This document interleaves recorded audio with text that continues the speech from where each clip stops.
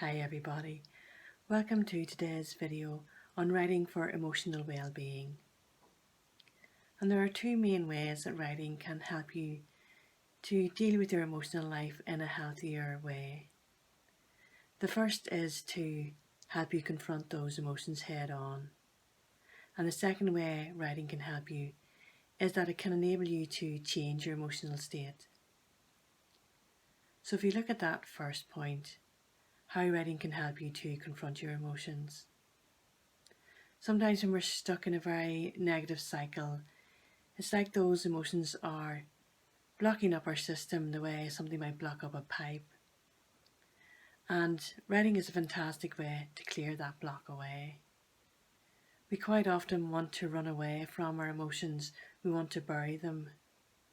But when the point comes that you're ready to try and release them in a healthy way, then it can be really powerful to just write stream of consciousness everything that you're feeling. And we talked about this in the last video on writing for mental well-being. But it's a really powerful tool for your emotional well-being as well. So when you're feeling really low, if you're feeling at a loss, if you're feeling fear, it can be really powerful just to write that all out of your system. And in that way, you're releasing a bit of it, you're letting a bit of it go. The other way it can help you to deal with these feelings is if you write about the feeling head on. And again, there's a couple of different ways you can do that. When you're writing about the feeling, you can detach yourself from your own life, from your own experiences. You don't have to write about what you're experiencing, but take the emotion itself, whether it's sadness or fear or disappointment, and literally write about that abstract emotion. So if we take sadness, you can use the 5 senses to write about sadness. What does sadness look like, feel like, taste like, smell like? And just get that little bit of distance from the emotion as you write about it. And then you can add some fun things to the end of that. What does sadness dance like? If sadness was an animal, what animal would it be and why?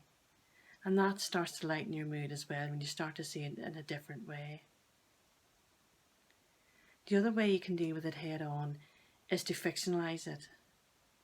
So if you wanted to deal with sadness, create a character in a situation where they're feeling this sadness, and then you're dealing with it vicariously through this other person that you've created. And we're all as writers doing that, whether we know that consciously or not, all the time. And we're all as readers doing that, living vicariously through the person we're reading about and dealing with our emotions through that.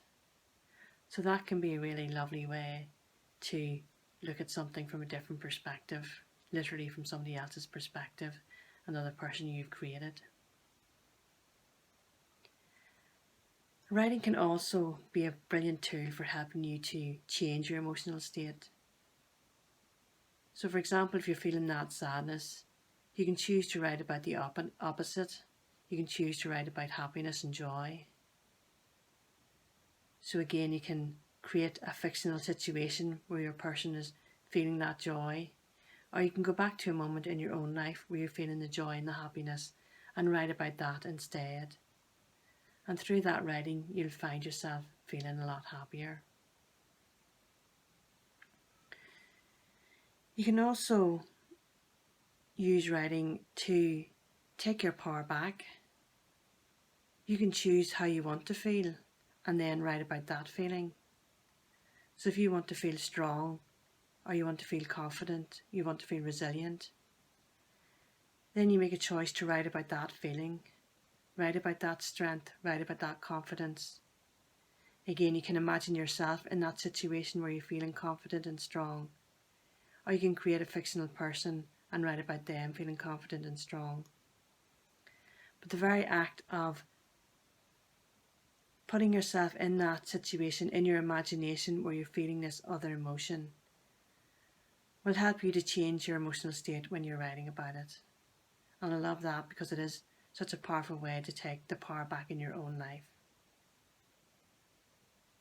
And of course, the beautiful prompts we used to inspire ourselves as writers can also help us to feel better emotionally.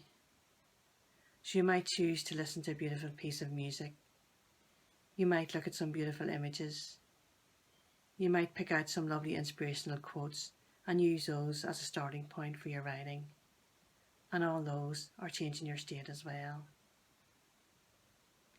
And of course, the very act of writing itself, of stopping and being still, of being present, of letting your imagination flow somewhere else, is a beautiful gift to yourself and your emotional health in itself, in the very act of writing. So I hope you've enjoyed today's video, and the next video will be on writing through difficult times. So until then, take care.